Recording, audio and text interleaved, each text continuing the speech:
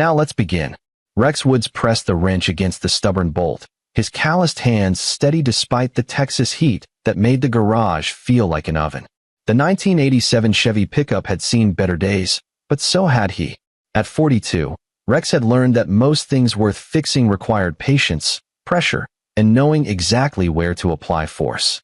"That's good work, Rex," said Kurt Hayden, the garage owner, a weathered man in his 60s who'd given Rex a chance when no one else would. "Mrs. Patterson's gonna be real happy to get her truck back running." Rex nodded, wiping sweat from his forehead with an already stained rag. He'd been in Brennan Falls for 8 months now, a town of barely 3,000 souls tucked away in the hill country. It wasn't home. Nothing had felt like home since the divorce, but it was quiet, and people here didn't ask questions about your past. The bell above the garage door chimed. Rex glanced up to see a middle-aged woman with a tight smile that didn't reach her eyes. She clutched her purse like it contained state secrets. "I need an oil change," she said curtly. "How long?" "About 45 minutes, ma'am," Kurt replied with his usual friendly demeanor. The woman's eyes landed on Rex, and something flickered across her face. Recognition? Disgust? Rex had learned to spot that look.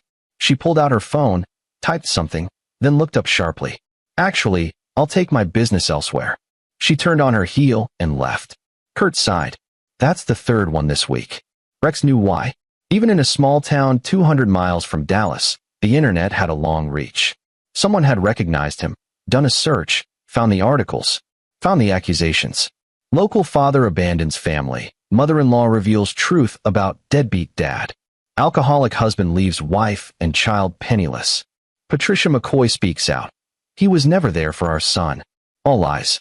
All carefully crafted by Carolyn McCoy, his former mother-in-law, a woman who'd made destroying him her personal crusade. But lies with just enough truth sprinkled in. He did drink after losing his job. He did struggle financially. To make them believable. That night, Rex heated a can of soup in his studio apartment above the hardware store. The room was sparse, a single bed, a small table, a chair, and a photograph he kept face down in a drawer. When the loneliness got too heavy, he'd look at it. His son, Dylan, age 7, grinning with missing front teeth. That picture was 3 years old now. Dylan would be 10. Rex wondered if he even remembered his father. The court had granted Patricia full custody. Supervised visitation only, they said, after Carolyn McCoy had testified, lied, about Rex's violent tendencies and substance abuse. Mitchell Starr, Patricia's lawyer, had been ruthless, painting Rex as a monster while Patricia played the suffering victim perfectly. What hurt most was that Patricia hadn't been cruel at first. They'd met at 28, married at 30. For 5 years, they'd been happy, or so Rex thought. Dylan's birth had been the best day of Rex's life. He'd worked construction, good money, and provided well for his family. Then Carolyn had moved in. Patricia's father had died, leaving Carolyn alone, and Patricia insisted her mother stay with them. Rex agreed. He'd been raised to respect family. But Carolyn McCoy wasn't interested in being a gracious guest. She was interested in control. She criticized everything. How Rex raised Dylan, how he spent money, how he wasn't ambitious enough. She whispered in Patricia's ear daily, slowly poisoning his marriage. When Rex got laid off from the construction company during a market downturn, Carolyn saw her opportunity. "I told you he was worthless," she'd say to Patricia, loud enough for Rex to hear. A real man would find work immediately. Rex did find work, a job paying less, but honest work. It wasn't enough for Carolyn. She began spreading rumors to neighbors, to Patricia's friends. She doctored photos, making Rex look intoxicated at family gatherings when he'd been stone sober. She convinced Patricia's cousin, Louise Dickinson, who worked at Child Protective Services, to keep notes on every incident Carolyn fabricated. The divorce came suddenly.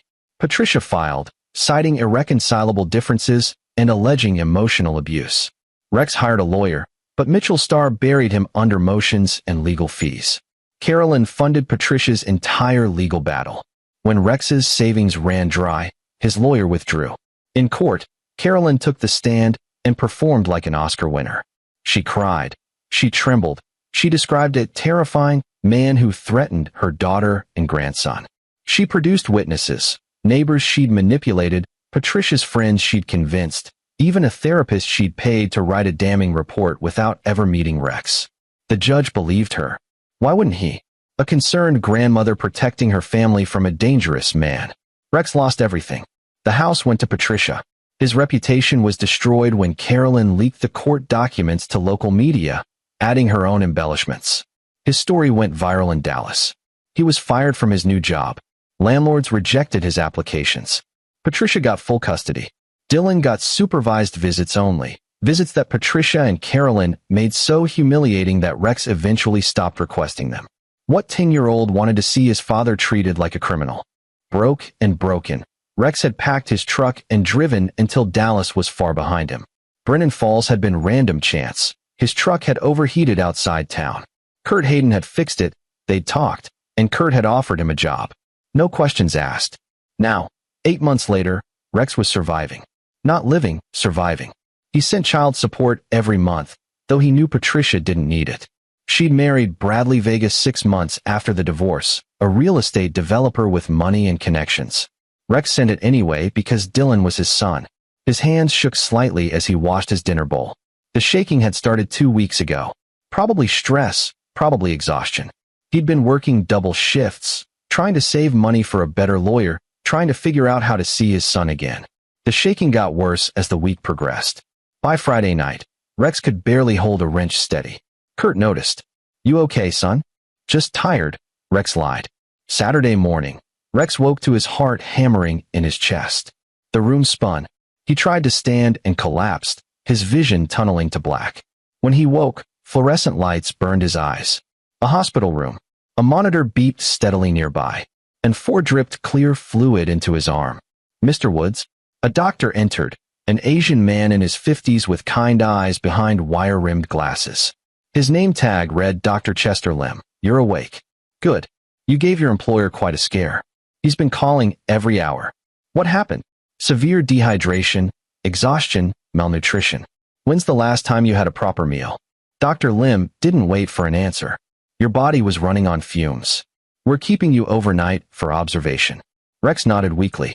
Another bill he couldn't afford. Dr. Lim pulled up a chair, holding a tablet. "I need to review your medical history. You listed yourself as having no living relatives. Is that accurate?" "Yes." "What about your parents?" "Mother died when I was 2. Car accident." "Father?" Rex paused. "I never knew him. I was raised in foster care." Dr. Lim's expression changed subtly. "Mr. Woods, your blood type is AB negative. That's rare, less than 1% of the population. We ran a full panel due to your collapse, and something caught my attention." He turned the tablet toward Rex. "Have you ever been tested for genetic markers?"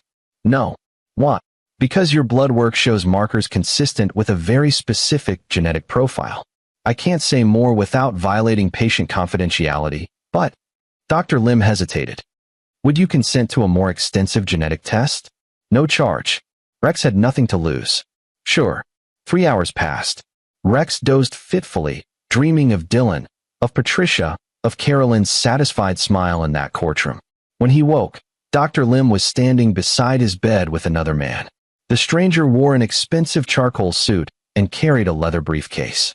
He was in his early 60s, with silver hair and sharp, intelligent eyes. When he saw Rex conscious, his expression shifted to something like relief. "Mr. Woods," Dr. Lim said quietly, "this is Alexander Goodrich. He's been looking for you." Goodrich extended his hand. Rex shook it weakly. "Sir," Goodrich's voice was measured, professional, but underneath Rex heard emotion. "We've been looking for you for 40 years. Rex's exhausted brain struggled to process this. "I don't understand." Goodrich opened his briefcase and extracted a folder. In 1983, a man named Jonathan Mercer had a brief relationship with a woman named Sarah Woods. Sarah became pregnant. Jonathan never knew. Sarah disappeared before she could tell him. She listed you as father unknown on your birth certificate. Jonathan spent decades searching for Sarah, and when she passed away, he redirected his search to finding his child. The room tilted. Rex gripped the bed rail. "Jonathan Mercer died 8 years ago," Goodrich continued. "But he left specific instructions. His estate was to continue the search. We've been using genetic databases, hospital records, any avenue available. Dr. Lim's routine test triggered a match in our system. We ran a confirmatory DNA analysis against samples Jonathan left. Mr. Woods, Rex, there's no doubt. Jonathan Mercer was your biological father. Why? Rex's voice cracked. Why search this hard? Because Jonathan Mercer believed every child deserved to know their father. And because your father left you his entire estate, held in trust, waiting for you to be found. Goodrich pulled out a document. Your inheritance, after 40 years of managed growth, is valued at $47 million. The monitor beside Rex's bed shrieked as his heart rate spiked. A nurse rushed in, but Dr. Lim waved her off. Rex stared at Goodrich. That's impossible. It's very real. Goodrich produced more documents, bank statements, property deeds, investment portfolios. Your father made his fortune in medical patents. He was a brilliant innovator, and he wanted you to have everything. Tears Rex hadn't allowed himself to cry in 3 years burned his eyes. Not because of the money, though God knew he needed it, but because somewhere out there, a father he'd never known had loved him, had searched for him, had wanted him. There are conditions, Goodrich added gently. Jonathan insisted that his heir be found through legitimate means and that the inheritance be used wisely. There's a stipulation that you meet with the family attorney, me, quarterly for the first year to ensure the transition goes smoothly. But otherwise, Mr. Woods, this is yours. No strings attached. Rex's mind reeled. $47 million. The number was absurd, meaningless. But as the shock faded, something else emerged. Something cold and focused. Hope.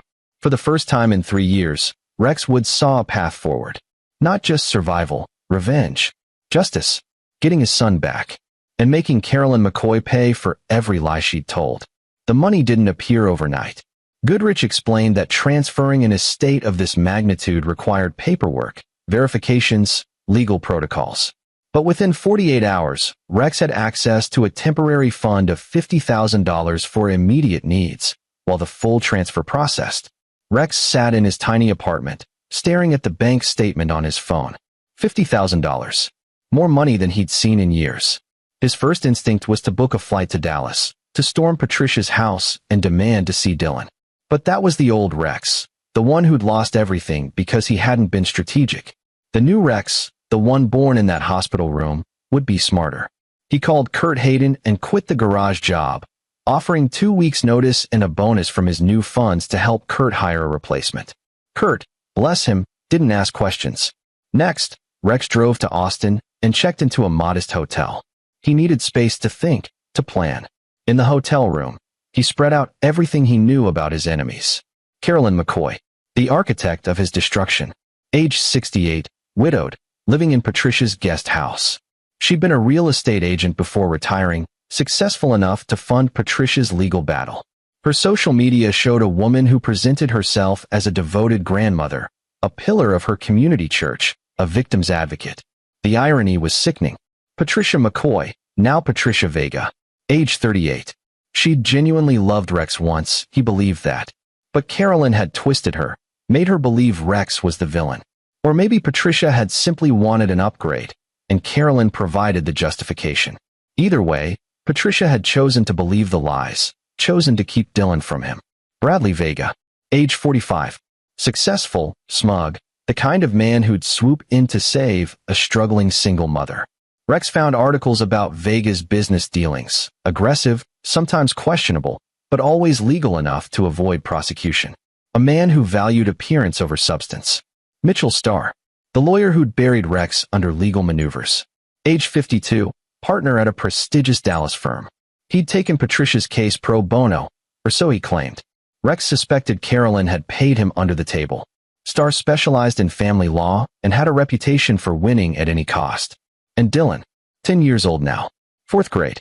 Rex found photos on Patricia's public social media. She posted constantly, painting a picture of perfect family life.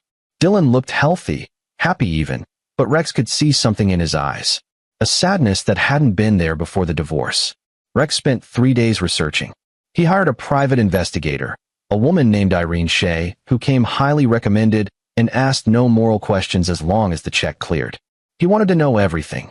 Carolyn's routines, Patricia's schedule, Bradley's business vulnerabilities, Starr's client list. While Irene worked, Rex met with Alexander Goodrich again, this time at Goodrich's Austin office. I need to understand my father, Rex said. Who was Jonathan Mercer? Goodrich smiled, clearly pleased by the question. He pulled out a photo album. Jonathan was extraordinary.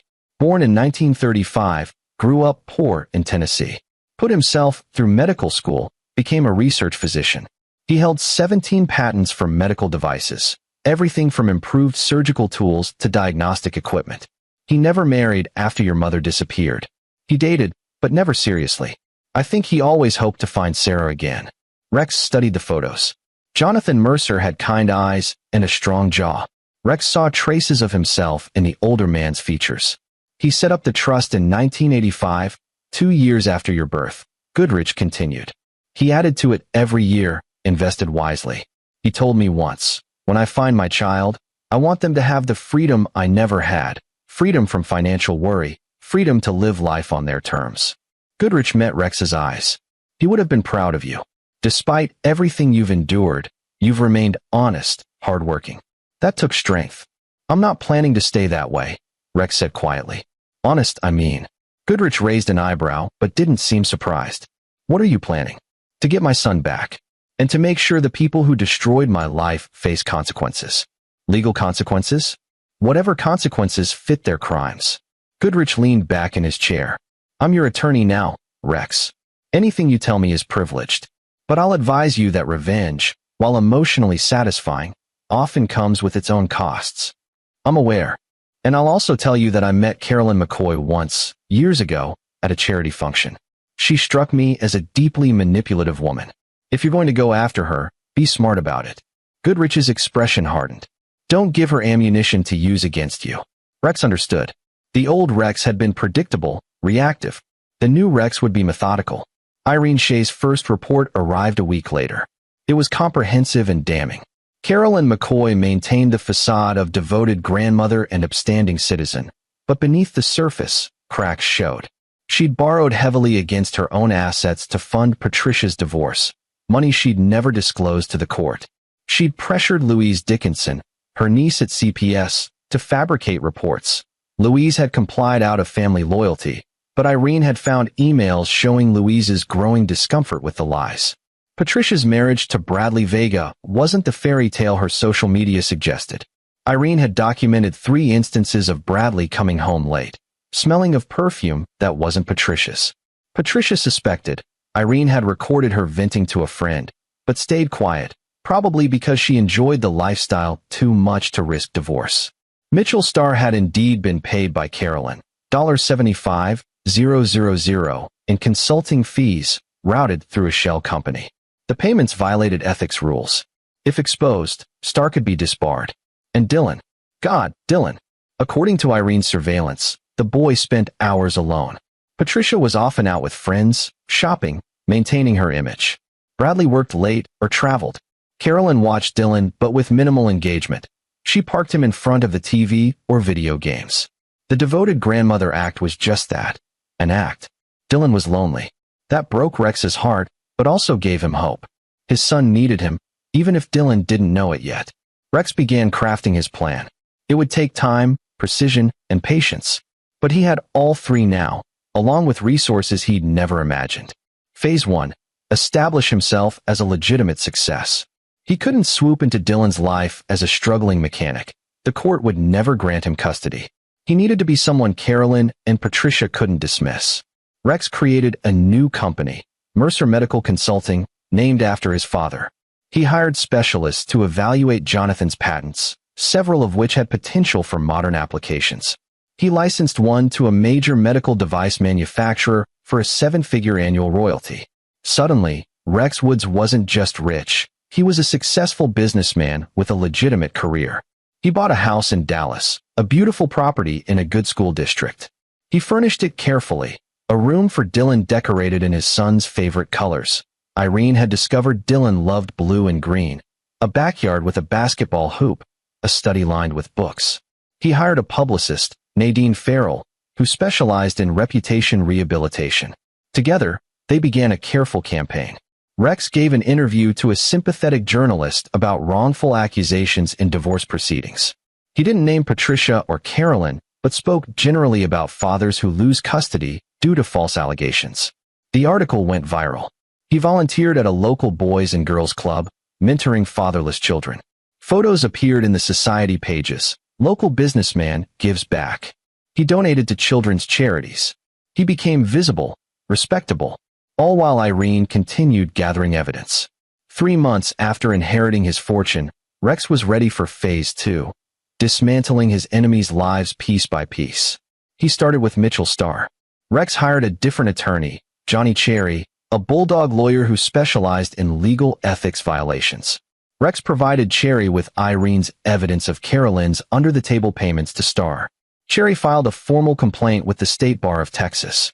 The investigation was confidential initially, but Cherry ensured certain details leaked to legal gossip columns. Starr's reputation took a hit. His firm began distancing themselves. Within weeks, Starr was asked to take a voluntary leave of absence. But Rex wasn't done with Starr. He had Irene dig deeper and found gold. Starr had used similar tactics in other divorce cases, accepting secret payments to destroy fathers in custody battles. Rex compiled the evidence and anonymously sent it to an investigative journalist who'd been looking for a story about corruption in family law. The article ran on a Sunday. By Monday, Starr was facing disbarment proceedings and potential criminal charges. His career was over. One down. Bradley Vega was next, but Rex decided to handle him differently. He didn't hate Bradley. The man was just an opportunist who'd married Patricia for trophy wife status. But Bradley had stood between Rex and his son, so Bradley had to go. Irene had documented Bradley's affairs. Rex could have sent the evidence to Patricia, but that felt too simple. Instead, he targeted Bradley's business. Bradley's real estate empire was built on aggressive development deals, and Rex discovered several projects with dubious permitting. Rex quietly purchased properties adjacent to Bradley's developments and filed legal challenges to the zoning permits. The lawsuits were legitimate. Bradley had cut corners, but they tied up Bradley's projects for months. Rex also began buying up Bradley's commercial loans from banks, using shell companies. Once he owned the debt, he called it due. Bradley scrambled, trying to refinance. Rex blocked him at every turn. Within 4 months, Bradley Vega's real estate empire was crumbling. He became stressed, short-tempered. His affairs became more frequent and less discreet. Patricia noticed. Irene captured photos of Bradley with another woman at a hotel. Rex had them delivered to Patricia anonymously. Patricia filed for divorce within a week. 2 down. Now came the hard part. Carolyn McCoy. The woman who'd started it all, who'd taken perverse pleasure in destroying him. She deserved more than financial ruin or public humiliation. She deserved to lose everything she valued most: control, reputation, and her family. But Rex had to be careful. Carolyn was cunning, and she still had Patricia's ear. If Rex moved too aggressively, Carolyn would paint him as a vengeful ex-husband, and he'd lose any chance at custody. So Rex played a longer game. He hired Nancy Shelton, a forensic accountant, to trace Carolyn's finances. Nancy discovered that Carolyn had been skimming money from Patricia for years, small amounts Patricia hadn't noticed, but they added up to over $200,000. Carolyn claimed she was managing Patricia's investments, but the money was going into Carolyn's personal accounts. Rex sat on this information. Not yet. He also had Irene investigate Carolyn's past. What they found was illuminating. Carolyn had a history of manipulation. Her late husband, Patricia's father, had died under circumstances that seemed suspicious to Rex. Natural causes, the death certificate said. But Irene found hospital records showing he'd been admitted 3 times in his final year with symptoms consistent with poisoning. Nothing proven, but enough to raise questions. More damning, Carolyn had estranged relationships with her own siblings. Irene tracked down Carolyn's sister, Sylvia Flowers, who lived in Arizona. Sylvia hadn't spoken to Carolyn in 15 years. "My sister is a narcissist," Sylvia told Irene on record. "She destroyed my marriage because she didn't like my husband. She spread lies, forged evidence, turned my own children against me. When I confronted her, she threatened to do worse. I cut her out of my life. Best decision I ever made." The pattern was clear. Carolyn McCoy was a serial manipulator who'd perfected the art of playing the victim while destroying anyone who opposed her. Rex planned his final move carefully. 6 months after the inheritance, Rex filed for a custody modification. His attorney, Johnny Cherry, presented a compelling case. Rex Woods was a changed man. He had a successful business, a stable home, and an unblemished record since the divorce. He'd completed parenting classes, undergone therapy, and submitted to regular drug testing, all clean. He had character references from community leaders. Patricia, on the other hand, was going through her second divorce. Bradley's legal troubles and infidelity were public record. Patricia's own social media showed a lifestyle of partying and shopping, not focused parenting. The court ordered a new custody evaluation. The evaluator, a retired family court judge named Bruce Banks, was known for being thorough and fair. He interviewed both Rex and Patricia. He visited both homes. He spent time with Dylan. And here, Rex played his trump card. He didn't badmouth Patricia or Carolyn during his evaluation. Instead, he focused on Dylan. "I made mistakes," Rex told Banks honestly. "I gave up on my son when the system seemed rigged against me. That was wrong. Dylan deserved a father who fought for him, not one who walked away. I'm here to make that right. I want to be part of my son's life, however the court deems appropriate." Banks was impressed by Rex's humility and evident sincerity. When Banks interviewed Dylan, the boy was guarded at first. But Banks was skilled at getting children to open up. "Do you remember your dad?" Banks asked. "A little," Dylan said quietly. "He used to play basketball with me, and he taught me to fix bikes. Would you like to see him again?" Dylan hesitated, glancing toward where Carolyn waited in the other room. "Grandma says he's dangerous. What do you think?" "I don't know. I was little. But I remember he made me laugh." That quote ended up in Banks's report, and it devastated Rex when he read it. His son barely remembered him, but still held on to that small, precious memory. Banks's evaluation recommended joint custody with a gradual reintroduction period. Patricia would retain primary physical custody, but Rex would get regular visitation, starting supervised and progressing to unsupervised if all went well. It wasn't everything Rex wanted, but it was a start. The court adopted Banks's recommendation. Carolyn was furious. She tried to convince Patricia to appeal, but Patricia, emotionally drained from her divorce from Bradley and tired of her mother's constant manipulation, refused. Maybe Mom was wrong. Patricia admitted to a friend, a conversation Irene recorded. Maybe Rex does deserve a chance with Dylan. Carolyn's control over Patricia was slipping. The first supervised visit was awkward. Dylan was 10 now, taller and more serious than Rex remembered. They met at a family center with a supervisor present. "Hi, Dylan," Rex said, his heart pounding. "Hi," Dylan replied, not meeting his eyes. They sat at a table with art supplies. Rex didn't push. He let Dylan take the lead. After a few minutes of silence, Dylan picked up a marker and started drawing. "What are you drawing?" Rex asked. "A robot." "Cool. Can I draw one too?" Dylan shrugged. "I guess." They drew together in silence. Then Dylan said, "Grandma says you didn't want to see me." Rex's chest tightened. "That's not true, buddy. I wanted to see you every single day. But the court said I could only visit you certain ways, and those visits were really hard. That's on me. I should have done them anyway. I'm sorry I didn't fight harder." Dylan processed this. "Do you really live in Dallas now?" "I do. I have a house with a backyard. There's a basketball hoop. I remember you liked basketball. I still do. Maybe next time, if it's okay with the supervisor, we could shoot some hoops?" Dylan almost smiled. Maybe.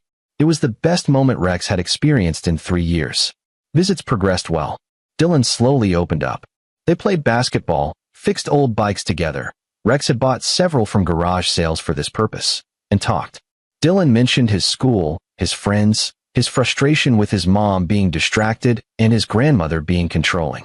"Grandma doesn't let me do anything," Dylan confessed during their 5th visit, now unsupervised at a local park. "She says the world is dangerous and I need to be careful." "The world can be dangerous," Rex agreed. "But you also need to experience it. That's how you grow." "Mom used to be more fun," Dylan added. "But after you left, she got sadder. Then she married Bradley, and he was okay, but not really around. Now he's gone too, and Mom just seems tired all the time." Rex wanted to say that he hadn't left, that he'd been forced out, but he held his tongue. Dylan would learn the truth eventually. For now, Rex focused on rebuilding trust. 3 months into regular visitation, the court expanded Rex's custody to alternating weekends. Dylan would stay at Rex's house. Carolyn objected vehemently, but the court sided with Rex. His progress was undeniable. Dylan's first weekend at Rex's house was magical. They ordered pizza, played video games, and watched movies. Dylan explored his room, decorated with posters of his favorite superheroes, shelves of books and games. "This is really my room?" Dylan asked, almost disbelieving. "It's always been your room," Rex said. "I made it for you the day I moved in. I hoped one day you'd get to stay here." That night, as Rex tucked Dylan into bed, something he hadn't done in 3 years, Dylan said, "Dad, I'm glad you came back." Rex had to excuse himself to cry in the hallway. But Carolyn McCoy wasn't done fighting. She began a whisper campaign among Patricia's friends, suggesting Rex was manipulating Dylan, that the supervised visits had been falsified. She contacted the court-appointed supervisor, trying to intimidate her into changing her reports. The supervisor, a professional woman named Marilyn Stevens, reported Carolyn's interference to the court. It backfired spectacularly.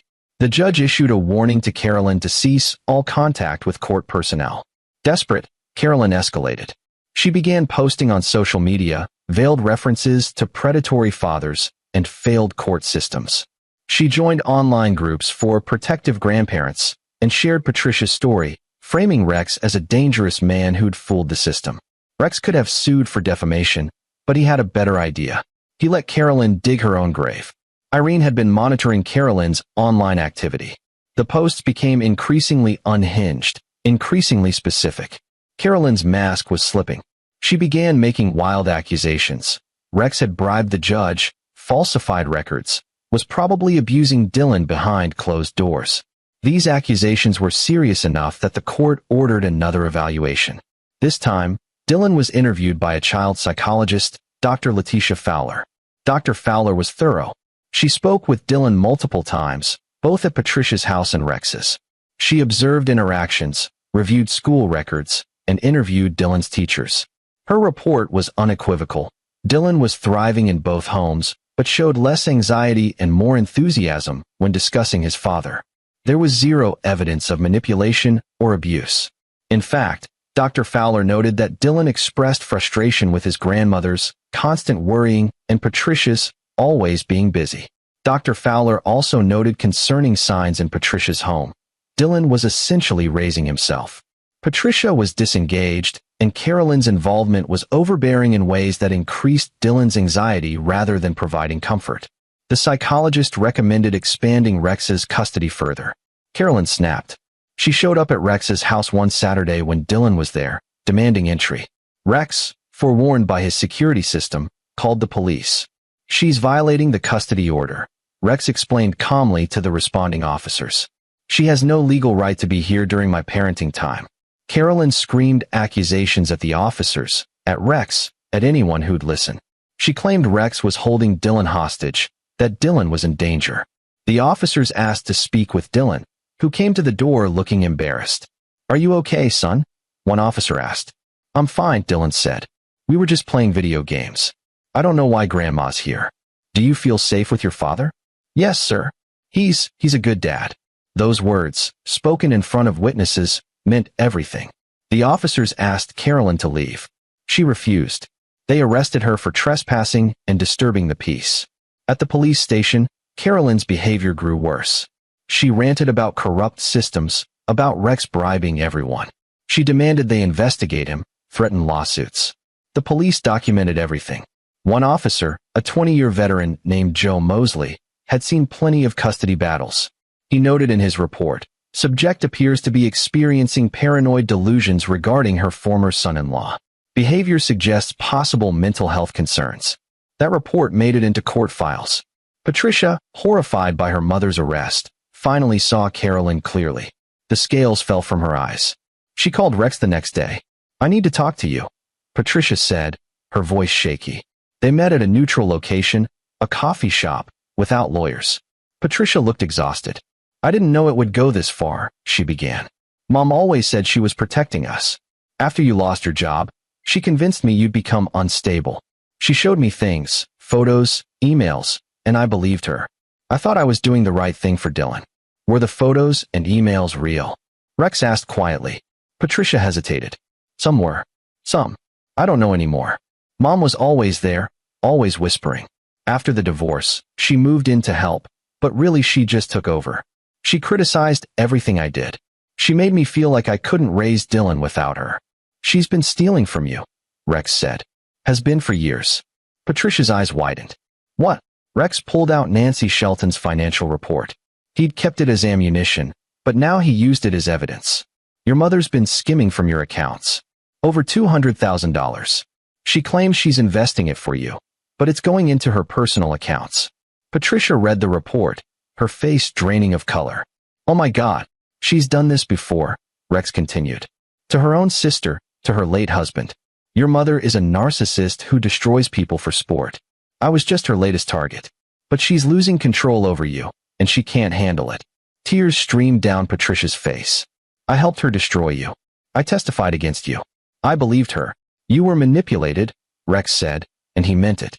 He'd spent months angry at Patricia, but seeing her now, broken and realizing the truth, he felt only pity. She's good at what she does. Dylan talks about you constantly, Patricia admitted.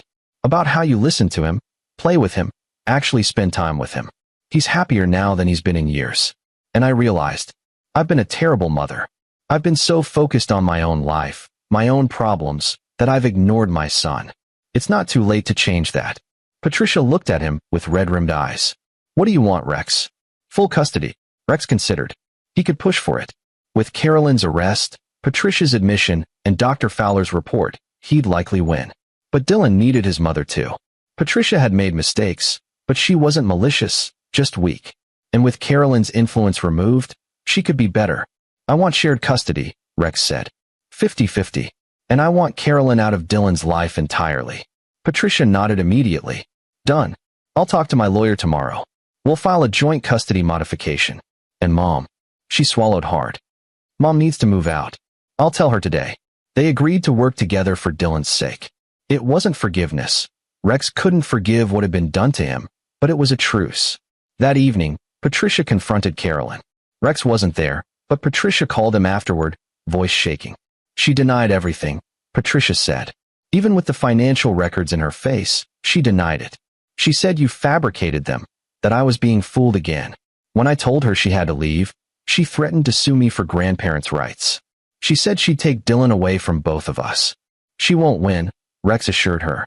Not after her arrest, not after the psych evaluations. She has no legal standing. I know. But God, Rex, she was so vicious. She said I was betraying family, that I'd regret this. She said Dylan would hate me for choosing you over her.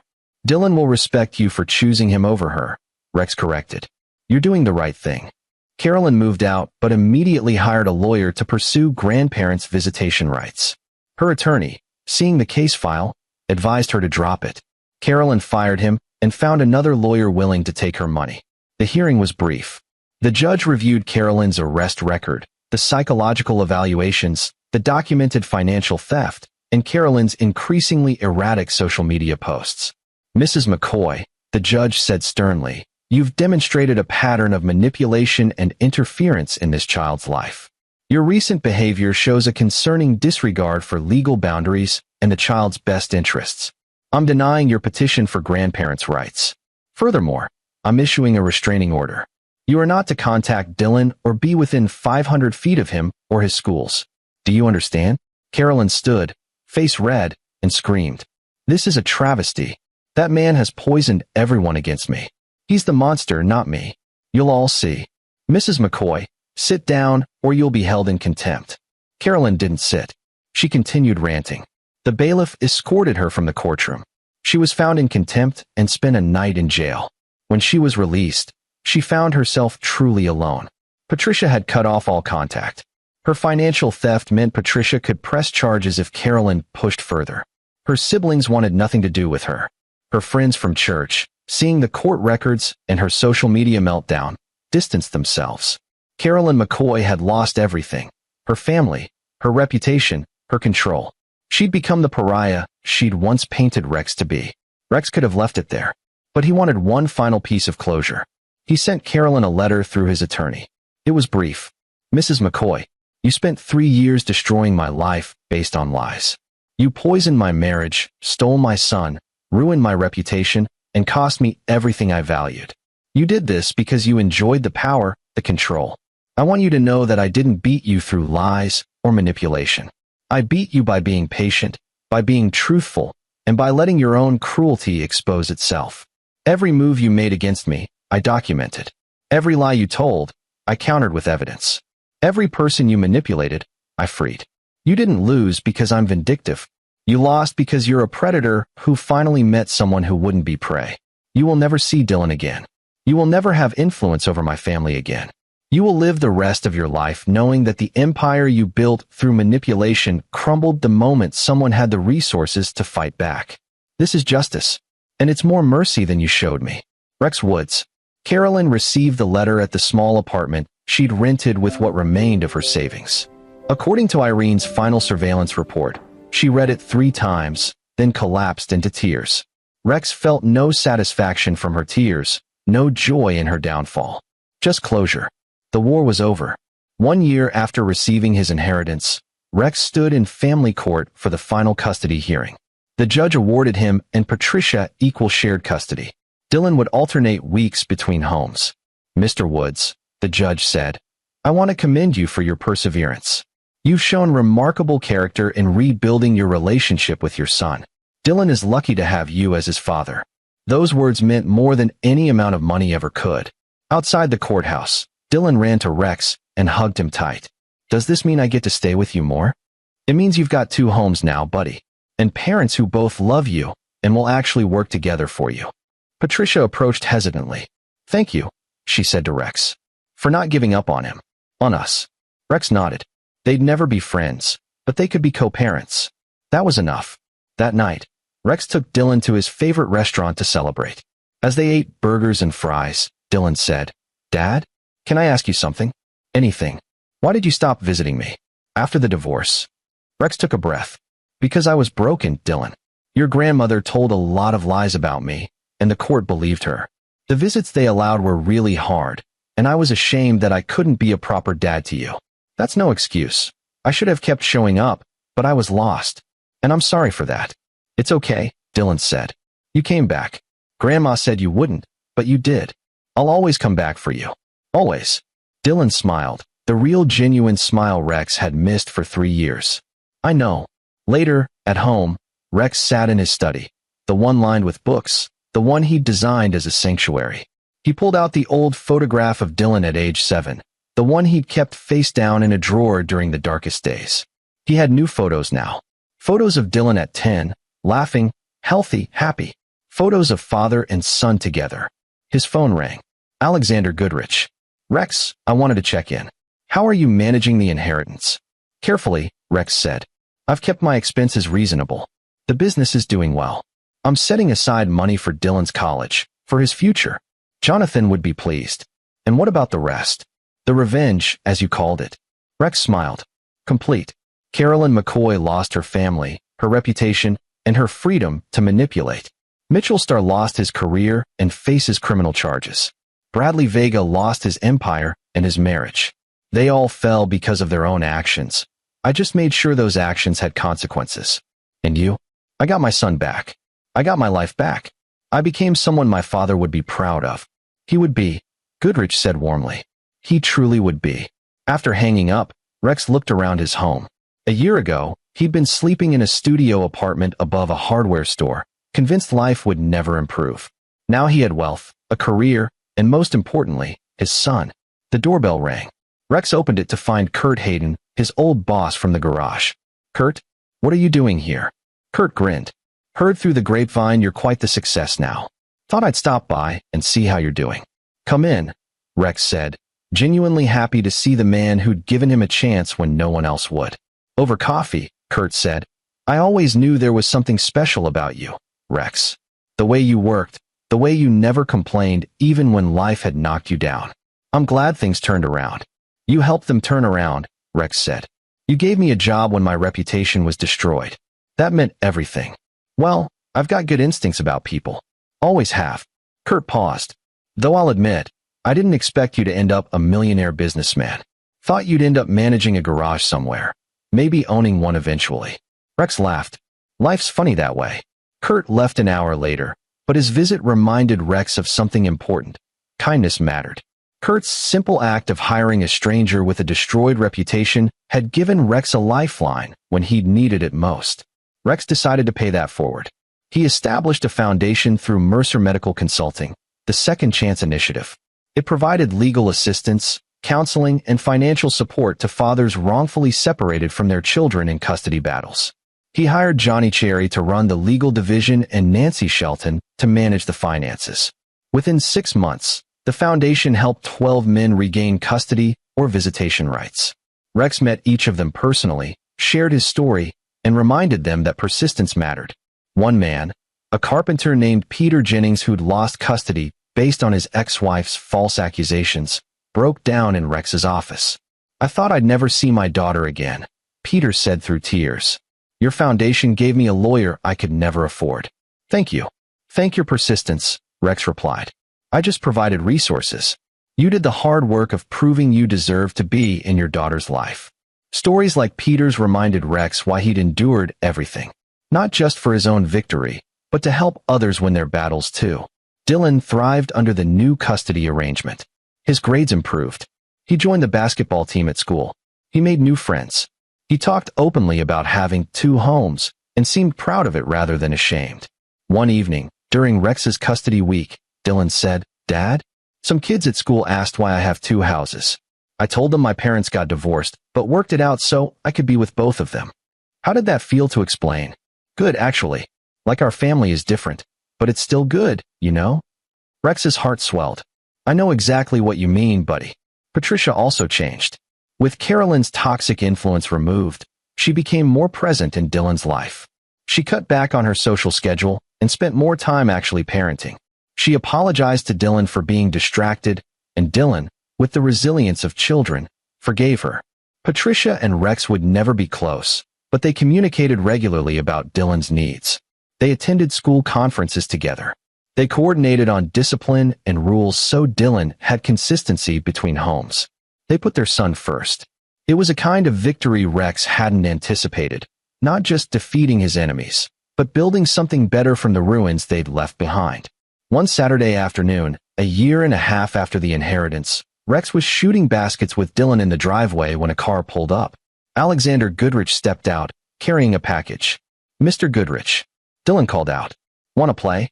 "I'm afraid I'm too old to keep up with you," Goodrich replied with a smile. "But I'll watch for a minute."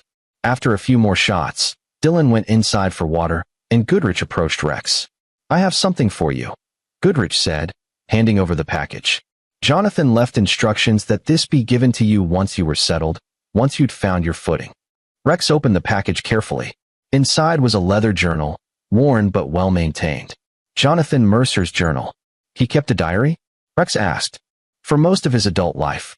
This volume covers the years after your mother disappeared, his search for her, his hopes of finding his child, his dreams for what he'd say when he met you." Goodrich's eyes misted. He wanted you to know him, even if he never got the chance to know you in person.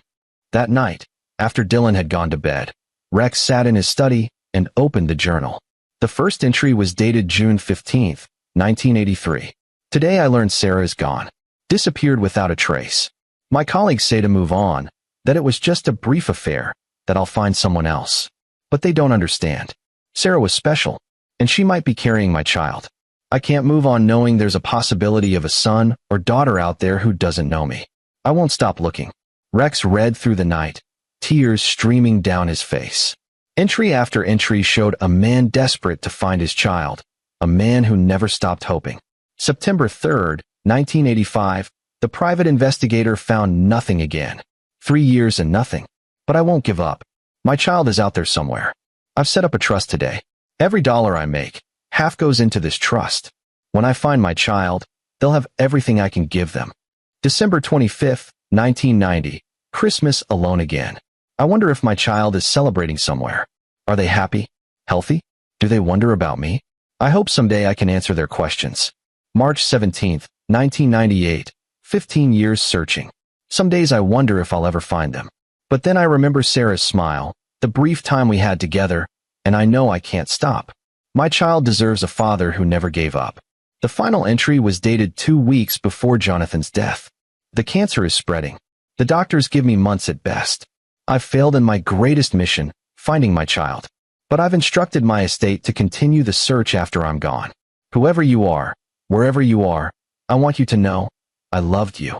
I never met you, but I loved you. I hope you've had a good life. I hope you've been happy. And I hope someday, somehow, you'll know that your father never stopped looking, never stopped caring. You were wanted. You were loved. Always.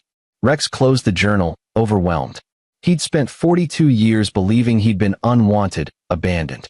But Jonathan Mercer had never abandoned him, had searched tirelessly, had loved him without ever knowing him. The inheritance wasn't just money.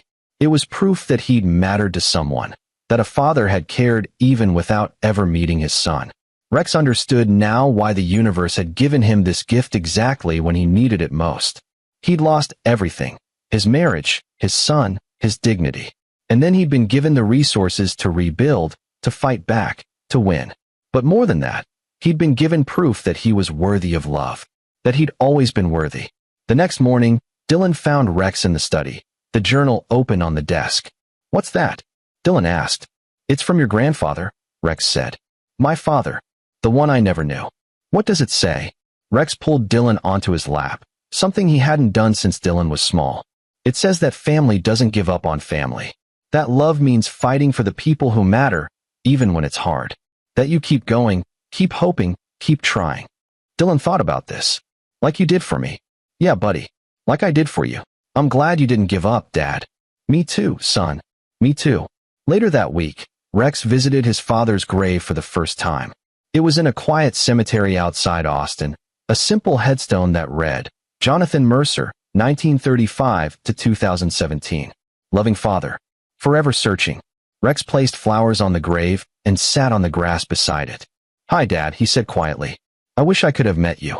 I wish I could have thanked you in person for never giving up, for leaving me the means to rebuild my life, for loving me even though we never knew each other."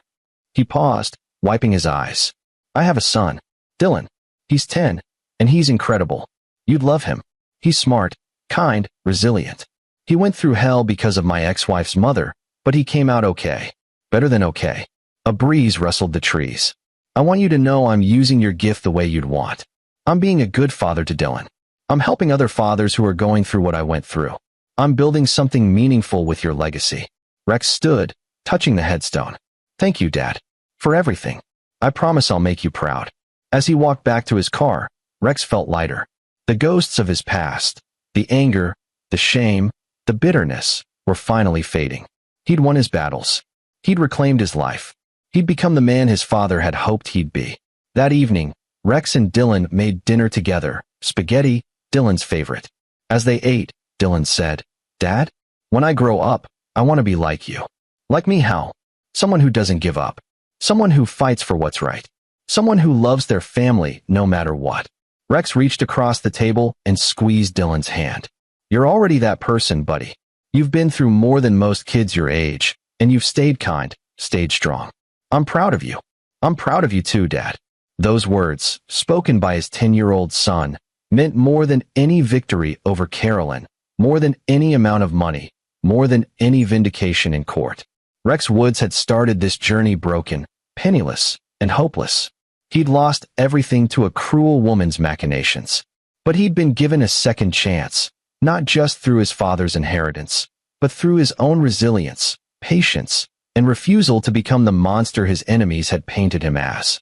He'd won by being better than them, by using truth instead of lies, by building instead of destroying, by loving instead of hating. And now, sitting across from his son in the home he'd built with his father's legacy, Rex understood the greatest victory wasn't in Carolyn's downfall or in reclaiming his reputation. The greatest victory was this: a ordinary Tuesday evening, eating spaghetti with his son, planning their weekend, living the life that had been stolen from him. He'd survived. He'd fought. He'd won. And this simple, beautiful, ordinary moment was proof that justice, real justice, wasn't about revenge.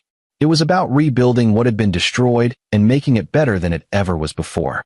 Rex Woods was home. This is where our story comes to an end. Share your thoughts in the comments section. Thanks for your time. If you enjoy this story, please subscribe to this channel. Click on the video you see on the screen, and I will see you there.